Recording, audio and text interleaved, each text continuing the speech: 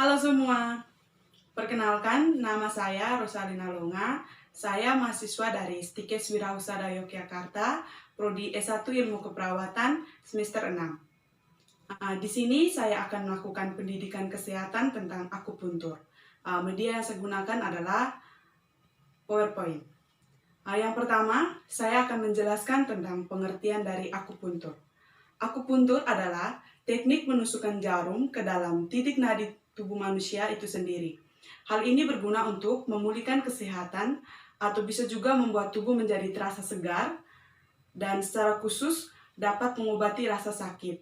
Standar karakteristik titik-titik akupuntur ini dapat ditetapkan dari Organisasi Kesehatan Dunia atau WHO. Berikutnya, titik akupuntur atau meridian.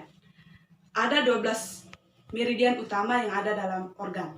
Yang pertama, meridian paru-paru, ada 11 pasang titik akupuntur. Terus yang berikutnya ada meridian usus besar, ada 20 pasang titik akupuntur. Terus ada meridian lambung, ada 45 pasang titik akupuntur. Meridian limpa, ada 21 pasang titik akupuntur. Ada meridian hati, ada 9 pasang titik akupuntur. Ada usus kecil, itu 19 titik akupuntur. Terus kandung kemih ada 67 pasang titik akupuntur, ginjal ada 27 titik pasang akupuntur. Berikutnya meridian selaput jantung ada 9 pasang titik akupuntur. Terus meridian trihester itu ada 23 pasang titik akupuntur. Terus ada meridian empedu ada 44 pasang titik akupuntur. Yang terakhir meridian hati itu ada 14 titik akupuntur. Yang berikutnya, fungsi dari meridian. Yang pertama, menghubungkan tubuh bagian atas dan bawah tubuh. Yang berikutnya, sebagai organ penghubung di permukaan tubuh.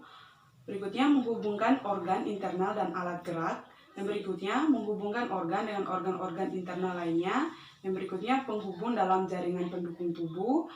Yang terakhir, jaringan ikat tubuh pendukung dengan mendukung jaringan tubuh lainnya. Yang berikut, cara kerja dari akupuntur. Di dalam tubuh manusia terdapat saluran-saluran energi yang memiliki pola tertentu di seluruh bagian dan permukaan tubuh. Saluran energi yang disebut juga dengan meridian ini dapat dibayangkan seperti sistem irigasi yang menghidupkan jaringan-jaringan tubuh. Bila ada suatu hambatan pada pergerakannya, maka bersifat layaknya sebuah bendungan yang menghambat laju alir ke sisi setelahnya. Meridian dapat dipengaruhi kinerjanya menggunakan penusukan pada titik-titik akupuntur, di mana kemudian penusukan tersebut mengangkat sumbatan pada bendungan energi dan mengembalikan aliran yang seharusnya. Titik-titik akupuntur pada tubuh manusia yang ada sekitar 720 titik merupakan daerah kulit yang banyak mengandung serabut saraf. Stimulasi pada titik akupuntur merangsang saraf di titik tersebut dan mempengaruhi berbagai neurotransmitter sebagai zat kimiawi otak serta mendorong perubahan biofisika. Zat inilah yang dipercaya mampu menjaga keseimbangan fisiologi tubuh dalam keadaan sehat serta meningkatkan imunitas tubuh terhadap penyakit. Itulah sebabnya mengapa terapi akupuntur dapat membenahi ketidakseimbangan pada fungsi pencernaan penyerapan dan aktivitas produksi energi serta sirkulasi energi. Yang berikutnya, manfaat dari akupuntur. Yang pertama, mengurangi rasa nyeri. Kedua, meningkatkan kesuburan. Ketiga, menghaluskan kulit. Keempat, melangsingkan tubuh. Kelima, menurunkan tekanan darah tinggi. Berikutnya, indikasi akupuntur. Yang pertama, mengatasi masalah mata seperti konjungtivitis akut, retinitis centralis, miopi pada anak, dan katarak yang tanpa komplikasi. Yang berikutnya, mengatasi masalah mulut seperti sakit gigi dan nyeri pos ekstraksi gigi, gingivitis, parangitis akut serta kronis.